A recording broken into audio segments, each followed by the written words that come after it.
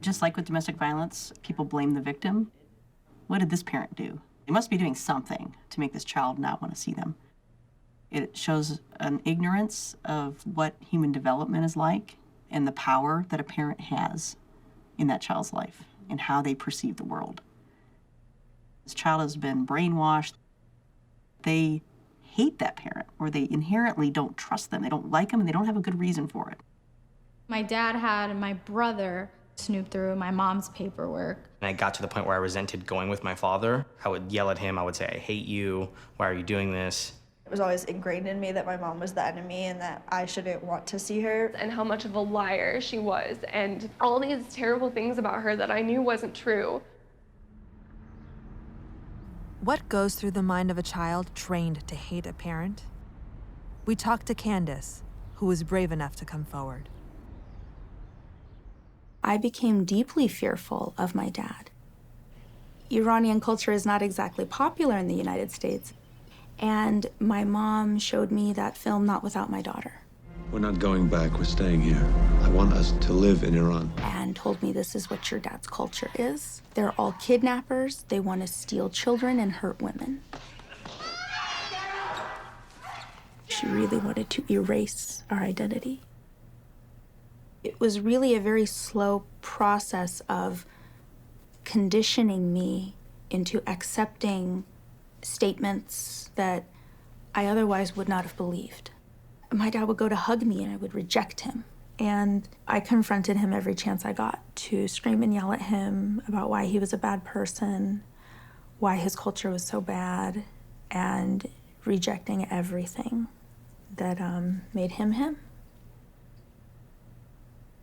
When I was at his house, when he would manage to get visitation, I would go through his papers. I knew what I needed to do when I was around his information, and that was to steal it and give it to my mom so she could get him fired and this and that. And that's what she would do. She would call these companies and make accusations pertaining to his national origin. That's one of the hardest things, because there was a lot of abuse in my house growing up with my mom, and those scars are there, but the scars of guilt are just as powerful. And I can't take it back. I can't get time back. And no matter how many times I tell myself or someone else tells me that there was nothing I could do, that I was going to be powerless to this campaign of denigration, and thinking, I need to tell somebody. And the thought that would always stop me is, who's going to listen? They don't listen to my dad. He's an adult. Who's going to listen to a 10-year-old? And then what's going to happen to me? They're not going to give me to my dad. And I don't even know that I know him anymore. What if some of the stuff my mom says is true? What if I'm wrong? I'm just a kid.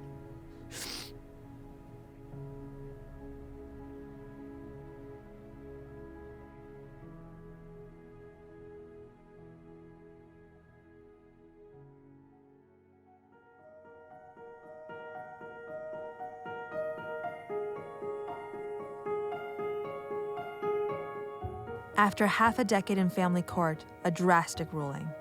No contact between the father and any of the children until family therapy had been completed. As the courts often don't diagnose alienation, the judgment made the local papers, which published the entire 120-page ruling. The ruling was made that he should enter a family reunification program and have temporary no communication with the father. I believe that the father had no intention on Brandon participating in the program. And so there were plans made for him to leave. We get a phone call. He's in England. After the ruling, Brandon ran away from home at age 16. His father claimed he didn't know where he was, but he was given money and a passport and resurfaced in a family friend's home in the UK, his father's birthplace. He wanted all the orders dropped for him to be able to just go straight back to his dad's house. That would be the only way he would come back. I'm going to read the CAF-CAS report from Child Protection Services in the UK. Brandon said nothing that helped in my understanding of what has caused the breakdown of his relationship with his mother.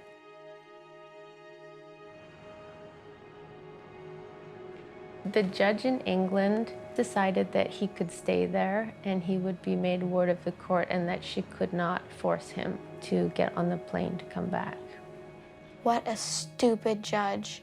Like, you basically just ruined my life.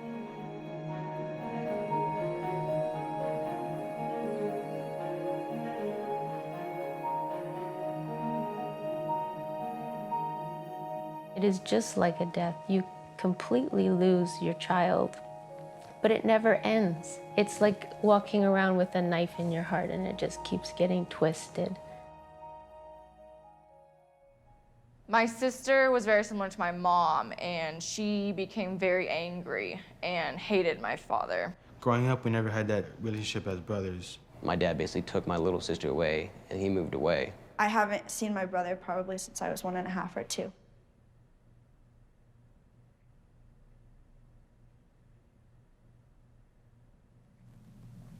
After I hit like 5, I didn't see them again until she was 18. I just remember when my dad got a phone call from the two of them, orchestrated by somebody else, saying that they didn't want to see us anymore, and I took it personally.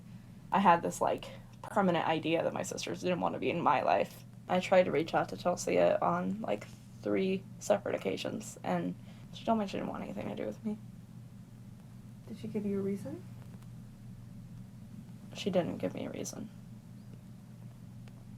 I never knew that.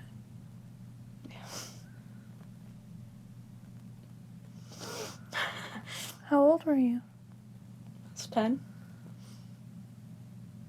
I never knew that. Sorry. It's okay. What did your message say? I'm dearly your little sister and I miss you.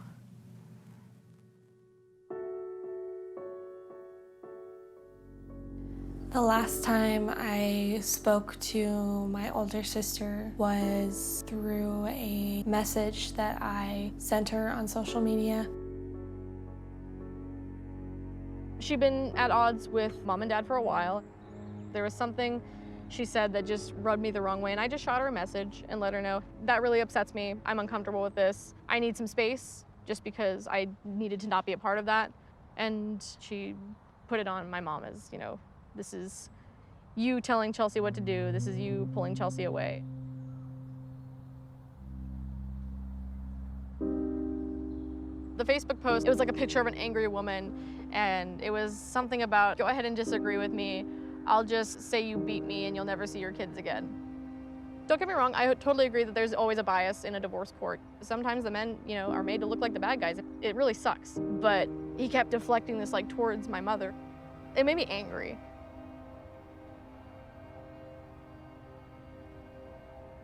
And I let him know, you know, hey, I don't appreciate you talking about me like this. I don't appreciate you talking about my mother like this. You know, I'm my own person. I have my own life up here. You know, I have Robert who's raised me, and I consider him my father, and I'm sorry, but that's that.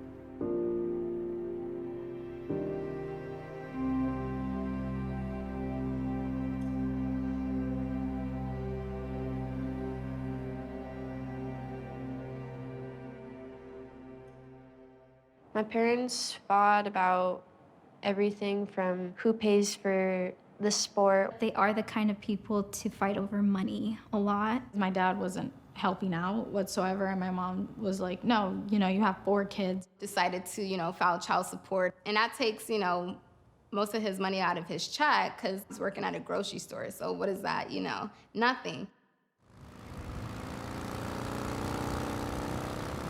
I was childish, immature, and angry. You're not going to let me see my kids, I'm not going to give you the money. And it took them about 3 or 4 months to find me and garnish my wages. And I got $12.45 that paycheck, $2.05. This is my favorite. I got a paycheck for $0. I paid her off, and now I'm paying California off. The money that I'm paying goes directly to the state. You know, I mean, it could go for anything. I mean, garbage collecting, pothole repairs, I have no idea. I just know that the state continues to take money. Not a dime of money that I pay out to child support goes to any of my children. Not a single penny.